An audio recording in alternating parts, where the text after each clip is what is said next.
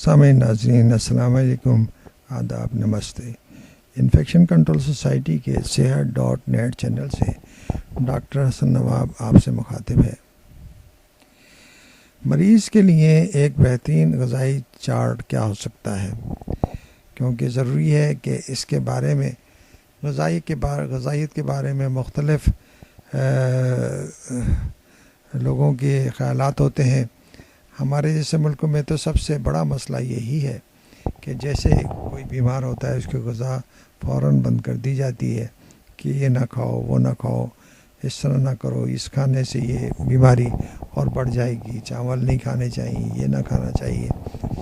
تو اس کے بارے میں ہم آپ کو بتانا چاہیں گے کہ تپ دیکھ کے مریض ہر قسم کی غذا استعمال کر سکتے ہیں، لیکن اس کے لیے ضروری ہے کہ گھر کا پکا ہوا صاف ستھرا کھانا ہونا چاہیے، صحیح طرح کوک کیا ہوا کھانا ہونا چاہیے۔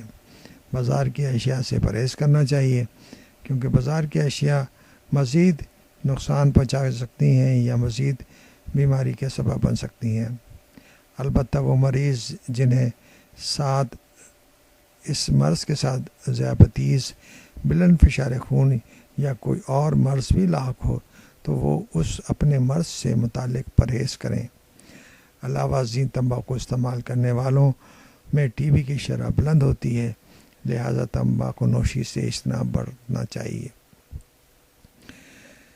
انتہائی ضروری ہے کہ غذائیت کے بارے میں صحیح معلومات حاصل کر کے اور غذا کے اوپر خاص توجہ دینی چاہیے، کیونکہ غذائیت ہی جو ہے مرض کو ٹھیک ہونے میں مدد دے گی اور مریض کی قوت مدافعت بڑھائے گی۔